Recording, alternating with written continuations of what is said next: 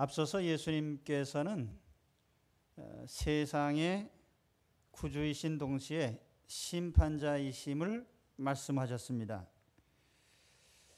30절에 보면은 내가 아무것도 스스로 할 수 없노라. 듣는 대로 심판하노니 나는 나의 뜻대로 하려 하지 않고 나를 보내신 이의 뜻대로 하려 함으로 내 심판은 의로우니라. 예수님은 아버지의 뜻을 받들어서 심판하시는 심판자이심을 명백히 하셨습니다. 우리가 믿는 예수님은 구원자이신 동시에 심판자이십니다.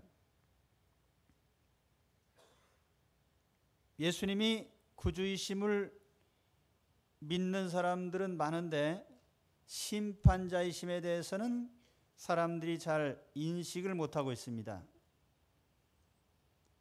만일 예수님께서 오늘 여기 계신 여러분들의 모든 운명과 삶을 하나하나 심판하실 분이심을 안다면은 우리가 주님 앞에 정신 바짝 차리고 주님을 대해야 될 것입니다. 나의 생사와 나의 모든 행복과 불행이 주님의 판단에 달렸다면 우리는 이 심판장이신 주님을 절대로 소홀히 할 수가 없습니다.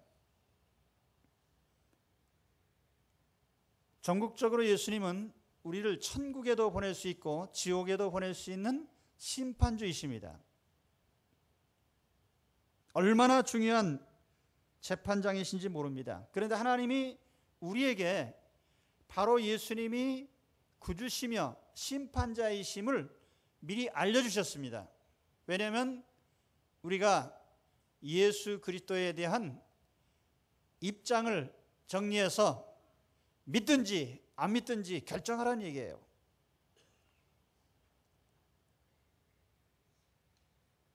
이것은 우리를 향한 하나님의 자비의 표현입니다. 왜냐하면 우리를 구원하실 분이 주님이시고 우리를 재판하실 분이 주님이시라는 사실을 미리 알려줌으로써 우리로 하여금 대비하게 하셨으니까 하나님의 긍휼의 표시죠. 그런데 문제는 유대인들처럼 이러한 하나님이 보내신 구주와 하나님이 보내신 심판자이신 예수님을 인정하지 않은 것입니다. 그래서 오늘 말씀에는 여러분 이 본문을 읽으면서 이 무슨 소린가 좀 길게 느껴지는 말씀이죠. 이 무엇이 가슴에 와 닿는 말씀이 없지만은 이 전체가 다 예수님의 변증입니다. 예수님이 재판장으로서의 정당성, 내가 왜 정당한 재판장인가, 내가 왜 구주이신 동시에 재판장인가를 우리에게 증명을 하신 증명의 내용이에요. 이래서 나는 너희들의 재판장이다. 그래서 31절 32절에 보면 내가 만일 나를 위하여 증언하면 내 증언은 참되지 아니하되 나를 위하여 증언하시는 이가 따로 있으니 나를 위하여 증언하시는 그 증언이 참인 줄 아노라. 예수님을 증언하는 5가지 증거가 오늘 말씀에 나옵니다. 이렇게 여러 가지로 증명하신 것은 신명기 16장 15절에 있는 것처럼 법정 증인은 한 사람만으로 채택하지 말고 반드시 복수로 채택할 것을 말씀을 하셨기 때문에 예수님 법정적인 증언의 자세로 내가 심판자인 것을 이렇게 증언한다는 취지에서 여러 가지로 증언을 하셨습니다. 오늘 말씀에 보면 5가지 증언이 나타납니다. 예수님에 대해서 증언한 5 증거를 제시하는 겁니다. 첫째는 세례 요한입니다. 33절에 보면 너희가 요한에게 사람을 보내매 요한이 진리에 대하여 증언하였느니라. 특히 유대인에게는 하나님이 보낸 증인이 바로 세례 요한입니다.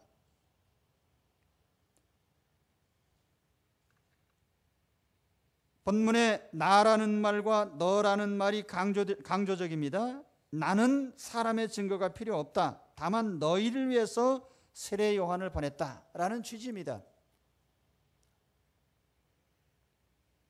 세례 요한이 목숨을 바치면서 순교하고 증언한 것은 예수 그리스도가 하나님이 보내신 그리스도라는 사실을 증언한 것입니다. 이분이 하나님이 보내신 분이다. 감옥에서 죽기 전에 세례 요한이 한 질문이 뭡니까? 우리가 다른 분을 기다려야 됩니까? 당신이 바로 그 오실 메시아십니까?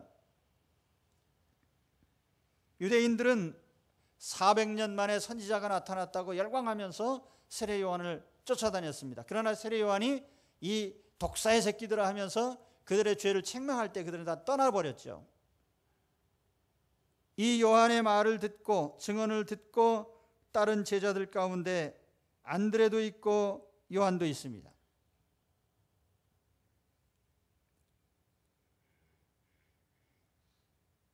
두 번째 증언은 예수님의 역사입니다. 예수님의 사역.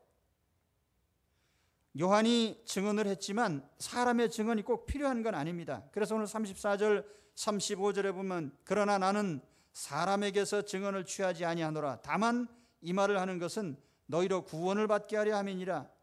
요한은 켜서 비추이는 등불이라 너희가 한때 그 빛에 즐거이 있기를 원하였거니와. 세례 요한의 증거보다 더 큰 증거가 있으니 아버지께서 내게 주사 이루게 하시는 역사, 곧 내가 하는 그 역사가 아버지께서 나를 보내신 것을 나를 위하여 증언하는 것이요. 36절에 그렇게 말씀을 합니다. 내가 하는 이 역사들이 사람들이 증거를 했지만은 예수님은 충분히 자기 스스로를 증명할 만큼 능력이 있습니다. 그것이 바로 주님의 행하신 역사들입니다. 주님의 역사 속에 주님의 탄생과 주님의 죽음과 부활, 주님의 가르침과 주님의 기적들, 이 모든 것이 예수 그리스도가 구주이시며 심판자이심을 충분히 증명하는 증명이 됩니다. 오늘 본문과 연관이 된 사건이 5장 초반에 나타나죠. 38년 된 병자를 고친 것도 그런 맥락의 증표입니다. 하나님이 보내신 분이심을 증명하는 증표죠. 그 다음에 셋째는 하나님 아버지의 증거입니다. 37절 8절에 보면은 또한 나를 보내신 아버지께서 친히 나를 위하여 증언하셨느니라. 아버지가 증언하셨다. 아버지의 증언은 여러 가지로 나타나요. 음성으로 나타나고 형상으로 나타나고 말씀으로 나타나고. 그런데 세례 요한에게 예수님께서 요단강에서 세례를 받으실 때 하늘에서 음성이 들렸어요. 이는 내 사랑하는 아들이요 내 기뻐하는 자니 너희는 저의 말을 들어라. 성부 하나님께서 친히 음성으로 증명하셨어요. 이것은 마치 시내산에서 모세가 율법을 받을 때 하나님이 음성으로 들려주신 것과 같은 맥락의 말씀이에요. 하나님은 음성으로 말씀하셨고 이스라엘 백성들이 들었어요. 수많은 선지자들이 하나님의 음성을 듣고 그것을 전달했습니다. 예수님은 하나님이 사람의 몸을 입고 나타나신 형상이죠. 그래서 요한복음 14장 9절에 나를 본 자는 아버지를 본 것이라 그렇게 말씀을 하셨어요. 그래서 하나님 아버지께서는 이와 같이 형상과 말씀, 음성으로 예수 그리스도를 증언하셨습니다. 네 번째 증거는 성경의 증거입니다. 이건 우리에게 가장 중요한 거예요. 여러분 손에 성경이 들려 있습니다. 이 성경은 예수님을 증언하는 것입니다. 39절에 보면 너희가 성경에서 영생을 얻는 줄 생각하고 성경을 상고하거니와 이 성경이 곧 내게 대하여 증거하는 것이로다. 성경은 영생을 얻는 책입니다. 성경은 역사책도 아니고 문학작품도 아니고 법률책도 아니고 과학서적도 아닙니다. 영생을 얻는 책입니다. 영생을 얻되 예수 그리스도를 통해서 영생을 얻는 책이 성경입니다. 그래서 구약 성경은 오실 예수님을 말씀하고 있고 신약 성경은 오신 예수님을 증명하고 있습니다. 오늘 성경을 읽으면서 예수 그리스도를 만나야 됩니다. 만일 우리가 신구약 성경을 읽으면서 예수님을 만날 수 없다면 우리는 그 성경이 아무 의미가 없어요. 여러분이 매일 성경을 묵상하시면서 그 성경 속에 나타나신 예수 그리스도를 만나셔야 됩니다. 예수 그리스도, 성경이 말씀하는 성경의 메시지의 핵심이에요. 성경 속에 예수님이 있고 예수님 안에 생명이 있습니다. 이 성경은 매우 소중한 거예요. 하나님이 자신에 대해서 모든 것을 알려주신 것이 이 성경책입니다. 여러분, 이 성경책을 생명을 얻는 책인 줄 알고 날마다 읽고 묵상하시고 따라 행하시기 바랍니다. 그리고 성경 안에서 예수님을 만나시기 바랍니다. 1782년 영국의 이드리스라는 마을의 초라한 집에 메리 존스라는 16세 된 소녀가 살고 있었습니다. 그는 가난한 직공의 딸이었어요. 배짜는 일을 어려서부터 배웠습니다. 주일학교에 다녔으면서 열심히 하나님 말씀을 배우고 암송을 했습니다. 그때 그들이 사용하던 성경이 웰시 바이블이라고 하는 웨일서로 된 성경이었어요. 그러나 이 가난한 웨일스 사람들에게 성경책이 보급되어 있질 않았습니다. 그래서 이 메리 존스도 마을에서 10리나 떨어진 곳에 가서 성경을 빌려다가 읽곤 했어요. 그는 성경을 너무나 갖고 싶었습니다. 그래서 돈을 모으고 모아서 이제 성경책 한 권을 살 만큼 돈을 모았습니다. 그러나 성경을 파는 곳은 자기 마을에 없었고 이드리스 마을에서 40km나 떨어진 곳에 성경을 파는 곳이 있었습니다. 그래서 그는 이 성경을 가지고픈 열망에서 발라라는 그 마을까지 걸어갔습니다. 하루 종일 걸렸어요. 그래서 그 마을에 도착을 해서 찰스라는 목사님을 만났습니다. 내가 성경책을 사러 왔습니다. 성경 목사님이 난처한 표정을 지었어요. 참 여기까지 이렇게 성경을 구하러 왔는데 지금 내가 가지고 있는 것은 2권밖에 없는데 그것도 미리 예약된 것이라서 팔 수가 없습니다.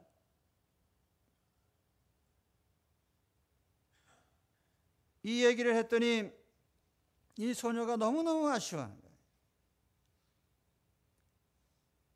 눈물을 흘리면서 아쉬워했어요. 그래서 이 장면을 보면서 찰스 목사님이 깊은 감동을 받았습니다. 저렇게 성경을 사랑할 수가 있을까? 그래서 예약되어 있던 성경 중에 한 권을 당신에게 팔겠습니다. 그리고 줬어요.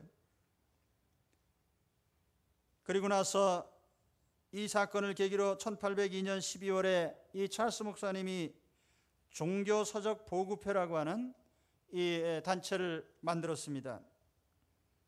그러면서 웨일스 지역의 성경 보급을 하면서 이 메리 존스의 이야기를 전했어요. 많은 사람들이 감동을 받았습니다. 그래서 마침내 이제 웨일스만이 아니라 어디든지 성경을 원하는 사람들에게 성경을 보급합시다. 그래서 시작된 것이 바로 성서공회입니다. 지금은 성경이 보급된 나라마다 성서공회가 있습니다. 이 사건의 주인공인 메리 존스는 82세까지 장수하고 세상을 떠났어요. 그리고 그녀가 세상을 떠날 때 침대맡에 그가 평생 읽던 성경이 있었습니다. 이미 그 성경을 수백 번 읽어서 마음속에 다 말씀을 간직했지만 그녀가 쓰던 그 성경을 대형 성서공회로 이제 보내게 됐습니다. 지금도 그녀가 임종할 때 펼쳤던 귀절, 그것이 그의 묘비에 새겨져 있어요. 그런데 그 말씀은 바로 푸른 마르고 꽃은 떨어지되 오직 주의 말씀은 세세토록 있도다. 그리고 그 묘비에 이런 비문이 새겨졌습니다. 직공 토마스 루이스의 미망인 메리, 1864년 1월 28일 82세의 나이로 죽다. 이 비석은 웨일스의 소녀 메리 존스가 16세였던 1789년 토마스 찰스 목사로부터 성경을 구입하기 위해 그위 노린에서 발라까지 걸어갔던 것을 기념하기 위해 칼빈주의 감리교 신자들과 다른 친구들의 기부금으로 세워졌다. 성경에 대한 그녀의 갸륵한 열정으로 인해 오늘날 영어 및 외국어 성서공회가 세워지게 되었다. 여러분, 우리에게 들려진 성경은 오늘날에는 너무나 출판이 넘쳐서 성경이 참 대수롭지 않은 것 같지만은 이 말씀을 간절히 바라기 때문에 지금도 북한 땅에서는 이 성경을 한 페이지 한 페이지 찢어서 모아서 보기도 하고 이것을 보기 위해서 간절한 마음으로 구하고 있어요. 이 하나님 말씀을 가까이 하시고 이 말씀을 통해서 예수 그리스도를 만나시기를 축원합니다. 그리고 다섯 번째, 모세의 증언입니다.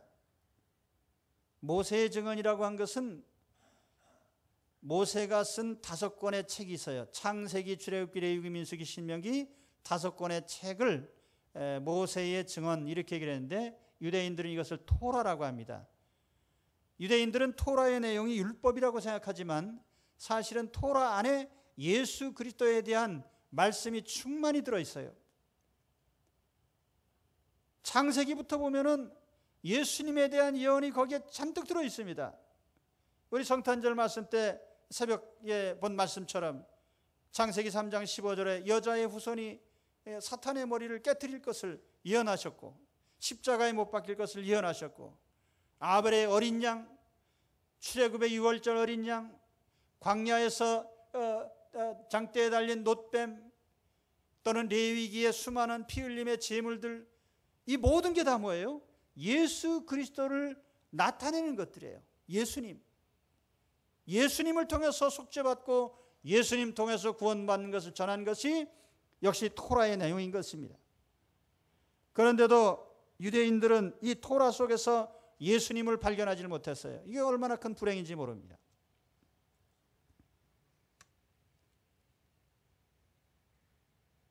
그래서 오늘 말씀 45절 47절에 보면은 이 모세가 유대인들을 고발한다고 그랬어요.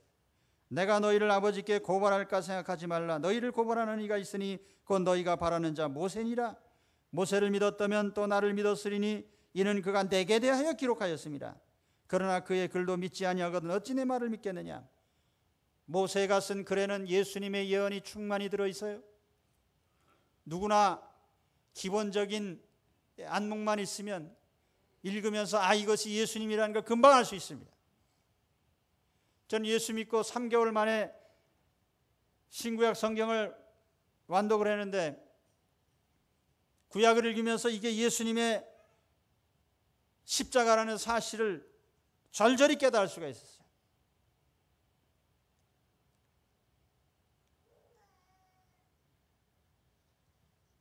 이와 같이 예수님은 예수님에 대해서 세례 요한이 증명을 했고 예수님의 역사가 증명을 했고 성부 하나님께서 증명을 했고 또 여기에 성경이 증명을 하고 모세가 증언을 하고 이렇게 충분한 증언으로 예수님은 그리스도시고 재판장이심을 우리에게 증명해 주셨습니다. 그럼에도 불구하고 왜 사람들은 이 예수님을 믿지 못하는가? 여기에 대해서 오늘 또 말씀해 보면은 4가지 이유를 제시하고 있어요. 첫째는 하나님이 보내신 아들을 믿지 않기 때문이다. 38절은 그 말씀이 너희 속에 거하지 아니하니 이는 그가 보내신 이를 믿지 아니함이래. 자, 유대인은 하나님 믿는 사람이에요. 그런데 하나님이 보내신 아들은 안 믿었어요. 강한 선입견이 있죠.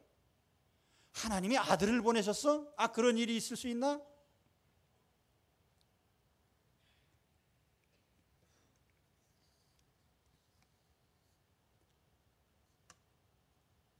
오늘 하나님을 믿는다고 하는 사람들도 예수님의 신성을 믿지 못합니다. 왜냐하면 하나님이 그 아들을 보내신 사실을 인정할 수가 없기 때문에. 똑똑한 사람일수록 논리적인 이론을 제기합니다. 나는 이래서 예수님을 못 믿겠다.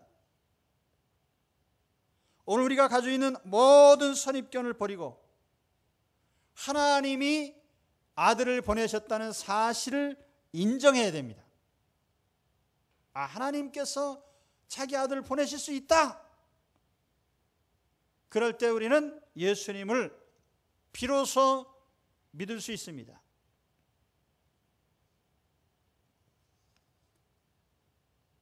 두 번째 믿지 않는 이유는 사람들이 생명 얻는데 무관심하기 때문에 40절에 보면 그러나 너희가 영생을 얻기 위하여 내게 오기를 원하지 아니한다.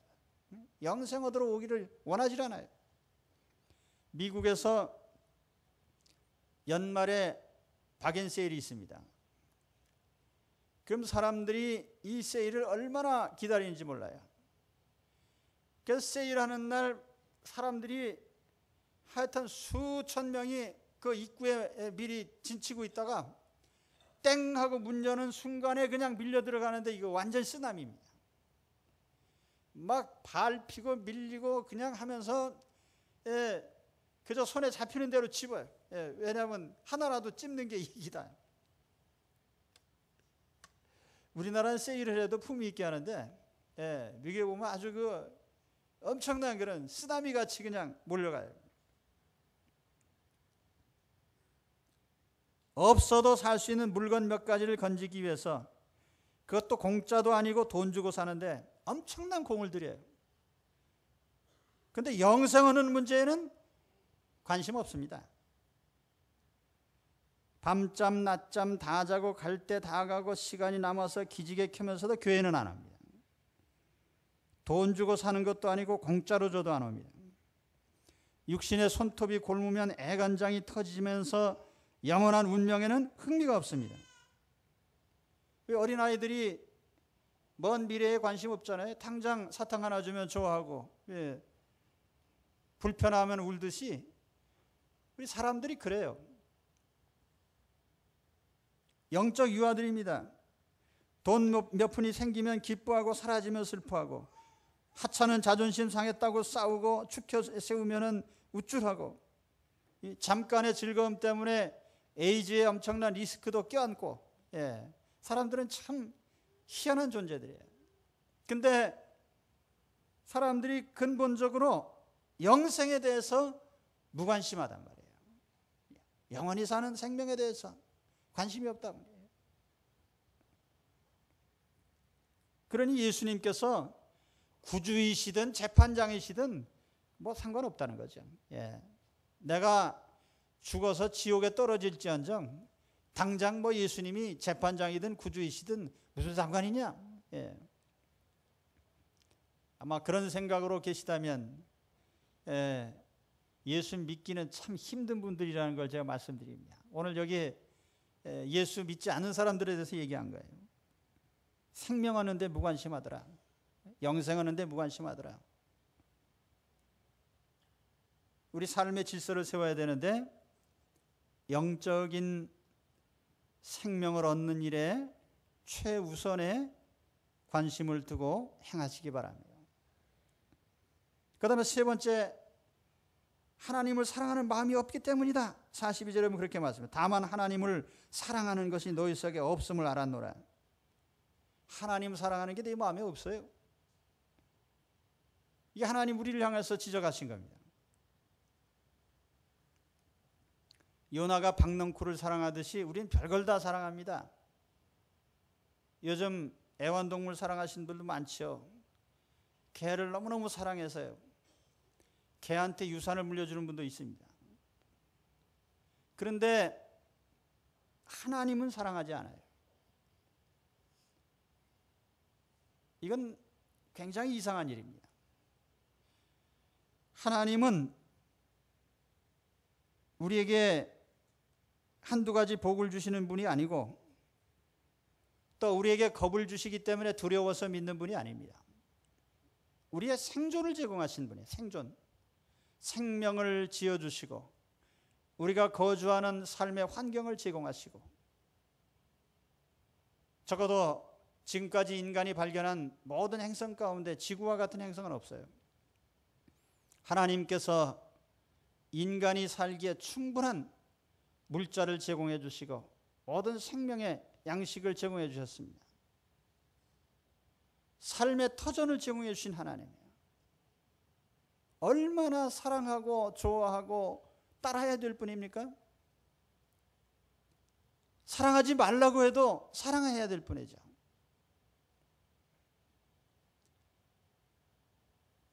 예. 저희 손자가 이 얘기해서 죄송합니다. 2만 원 드리겠습니다. 이 2돌도 안 됐는데 할아버지를 참 좋아해요. 그래서 요셉아 그러면 뛰어와가지고 두 팔을 들고 와가지고 안겨서 침 흘리는 그 입으로 뽀뽀를 합니다.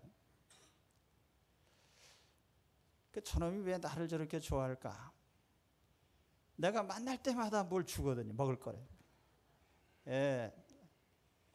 다른 건 몰라도 먹을 거 주는 건 알아요. 그러니까 굉장히 좋아하는 거예요.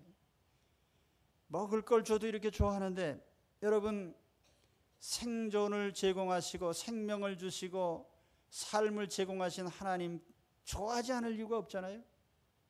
좋아하지 않고 사랑하지 않는 게 이상한 사람이지. 고목나무, 산신령, 용왕님 다 믿으면서 창조주 안 믿는 사람이 이상한 사람이죠. 우리가 하나님을 안다면 당연히 하나님 사랑할 수밖에 없어요. 오늘 말씀에 하나님 사랑한다는 이 단어가 아가페입니다. 헌신적인 사랑이죠. 하나님께 대한 헌신. 내 생존을 주신 하나님이니까 내가 하나님께 바칩니다라는 생각을 가지고 하나님 사랑하는 것이 우리의 신앙이에요. 그래서 예수님 마가복음 12장 29절에 계명을 요약하면서 그런 말씀하셨잖아요. 첫째는 이것이니 이스라엘아 들으라. 주 곧 우리 하나님은 유일하신 주시라. 내 마음을 다하고 목숨을 다하고 뜻을 다하고 힘을 다하여 주 너희 하나님을 사랑하라 하신 것이요. 이 첫 번째 계명이랍니다. 인자야 내 민족이 담 곁에서와 진문에서 너에 대하여 말하며 각각 그 형제와 더불어 말하여 이르기를 자 가서 여호와께로부터 무슨 말씀이 나오는가 들어보자 하고 백성이 모이는 것 같이 내게 나오며 내 백성처럼 내 앞에 앉아서 내 말을 들으나 그대로 행하지는 아니하니 이는 그 입으로는 사랑을 나타내어도 마음으로는 이익을 따름이라. 사람들이 하나님을 사랑하지 않고 자기 이익을 따라 행하려고 해요. 기본 틀이 그래요. 로버트 홀이라는 분은 우리가 하나님을 사랑하고 있는지 여부를 확인하려면 이렇게 하라. 그래서 8가지 방법을 제시하고 있습니다. 첫째로 하나님의 통제 아래 있는가? 둘째로 하나님과 친밀한 교제를 갖고 있는가? 셋째로 하나님의 말씀을 사모하고 있는가? 넷째로 하나님의 백성을 사랑하고 있는가? 다섯째로 하나님의 아들을 사랑하고 있는가? 여섯째로 은혜에 감사하고 있는가? 일곱째로 죄에 대하여 얼마나 예민한가? 여덟째로 이 세상 풍조에 영향받지 않는가? 매일 성경을 보시면서 무슨 생각을 하십니까? 나의 힘이 되신 여호와여 내가 주를 사랑합니다. 하나님을 향한 사랑의 고백이 있어야 됩니다. 그것이 우리 신앙이에요. 믿지 않는 네 번째 이유는 사람의 영광만 취하기 때문이다. 오늘 44절에 그렇게 말씀을 합니다. 너희가 서로 영광을 취하고 유일하신 하나님께로부터 오는 영광은 구하지 아니하니 어찌 나를 믿을 수 있느냐. 사람의 영광을 취하는데 어떻게 주님을 믿을 수 있겠느냐. 바리새인들은 하나님을 믿는다고 하지만은 사람의 영광을 굉장히 좋아하는 사람들이에요. 그래서 옷도 남보다 조금 더 특이하게 입고 또 시장 바닥에서 길 모퉁이에서 대접받는 거 좋아하고 또는 모퉁이에 서서 그 로타리 있잖아요. 길 이쪽에서도 보이고 이쪽에서도 보이는 그 거기 서서 기도를 합니다. 일부러 사람들이 보라고. 예, 나 기도하고 있습니다. 하나님께 영광 돌리려는 게 아니라 나를 나타내려고 하는 거예요. 나를. 그러니까 어떻게 주님을 제대로 믿을 수 있겠냐. 여기 계신 여러분들은 대단히 훌륭한 분들입니다. 여러분 하나님께서 만복을 내리시기를 축원합니다. 왜냐하면 목사의 말을 듣기 위해서 오셨기 때문에 특별히 훌륭한 분들이에요. 요즘 사람들은 목사가 전하는 얘기를 별로 안 좋아합니다. 저명 인사. 그래서 교회에서도 목사가 전하는 집회보다는 인기인이 전하는 집회가 더 많이 모여요. 그래서 탤런트나 운동선수나 가수나 또는 정치인이나 튀는 연사가 오면 사람들이 많이 모여집니다. 예수님 당시에 만일 공회원, 대제사장 아니면 헤롯 임금, 로마 총독 이런 사람들이 연설한다고 안내장 보내면 얼마나 많이 올 거예요. 그런데 하나님 말씀을 전한다고 하니까 오질 않아요. 왜냐하면 세상 사람들은 사람의 영광을 취하기를 좋아합니다. 에스겔 35장 13절에 보면 너희가 나를 대적하여 입으로 자랑하며 나를 대적하여 여러 가지로 말하는 것을 내가 들었노라. 인간의 영광을 취하는 그 기본적인 틀 속에서 신앙이 있겠느냐? 사람을 높이는 그 사고방식. 이 세상에 어떤 사람도 하나님만큼 높은 자리에 올라갈 수 없어요. 아무도. 사람을 높이는 것 자체가 무의미한 짓이에요. 지금 저 북한 땅에서 이루어지는 일들을 여러분 잘 보실 겁니다. 세상에 지구상에 이런 사람도 있나? 외신 기자가 말하기를 이게 전체가 다 미쳤다. 통째로 미쳤다. 미친 사람한테 미쳤다 그러면 아주 미친 개처럼 달려듭니다. 그래서 우리가 말 조심을 해야 돼. 우리도 조심하고 사방 너 미쳤다는 말을 조심해야 돼. 미쳤다 그러면 기분 나쁘니까 너 정신에 약간의 문제가 있지 않냐 이렇게 완만하게 표현을 해야 돼요.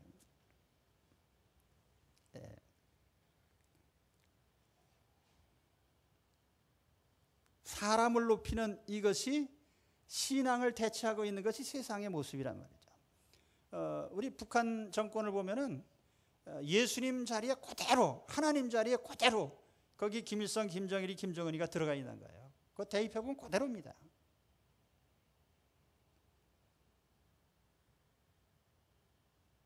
자, 오늘 말씀을 다시 한번 요약해 봅니다. 예수님께서 나는 구주인 동시에 하나님이 보내신 심판자다 라고 하는 걸 예수님 스스로가 증언을 하셨다는 거예요. 나를 증언하는 증언이 여기 5가지가 있다.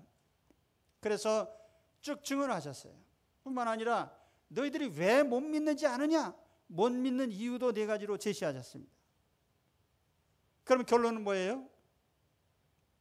예수께서 이렇게 변증을 하셨다고 하면 우리는 예수 그리스도의 2가지 절대적인 사실을 믿고 인정해야 됩니다. 첫째로 예수님이 구주이심을 믿고 신뢰해야 됩니다. 또한 예수님은 심판자이심을 믿고 우리 자신을 맡겨야 됩니다. 내가 구원받는 것과 심판받는 것, 내가 영생에 들어가는 것과 지옥에 떨어지는 이 판결을 내리실 분이 우리 주 예수 그리스도십니다. 사전에 이와 같이 알려드리는 것은 그분을 믿고 신뢰하라는 뜻이에요. 주님께 충분히 우리 자신을 맡길 수 있고 맡겨야만 되는 것입니다. 예수님을 나의 구주로 나의 하나님으로 믿으시기 바랍니다. 그것이 우리의 가장 큰 힘이고 능력입니다. 예수 그리스도를 구주로 믿는 것보다 더 큰 영적 권세가 없어요. 만일 우리가 예수님을 나의 구주 나의 하나님으로 믿는다면 악한 영들의 역사나 사탄의 역사나 귀신의 역사가 우리를 절대로 손대지 못합니다. 제가 지난주에 어느 기도원에 가 있었는데 우리 동료 목사님 같이 있는 어떤 목사님이 첫째 날 잠자고 나서 깜짝 놀라서 새벽 일어났다고 하면서 얘기를 합니다. 내가 글쎄 이렇게 있는데 누가 내 양 이렇게 하늘을 날아가길래 조금 더 높이 날려고 날아가라고 하고 이렇게 쳐다봤더니 얼굴이 없더라. 해서 깜짝 놀래가지고 내가 이거 엉뚱한 데로 가나 그러고선 놀랬다고 하면서, 그래서 우리가 놀리느라고 처녀 귀신이 붙잡아가다 놓쳤구나. 그래서 여러분, 영적 세계를 지배하실 분은 주님밖에 없습니다. 악한 귀신의 역사나 영적 역사, 사탄의 역사를 이길 수 있는 권세는 오직 예수 그리스도밖에 없습니다. 꿈에라도 예수 그리스도의 이름을 높이 부르시면 우리는 주님을 의지하여 귀신의 역사를 이길 수 있습니다. 세상 죄를 뭘로 이길 수 있어요? 예수 그리스도를 믿는 믿음만이 세상 죄를 이깁니다. 죄의 바다 속에서 어떻게 죄를 이기나 하소연하지 마시고 예수님의 이름으로 물리치시기 바랍니다. 오늘 우리가 세상의 모든 악한 병마들, 모든 인간을 불행하게 만드는 역사들 우리가 어떻게 이겨요? 예수 그리스도를 구주로 믿는 믿음으로, 예수 그리스도를 구주로 믿는 믿음으로만이 우리는 이길 수 있습니다. 예수님을 확실히 구주로 믿고 의지하시고 내 삶을 맡기시기 바랍니다.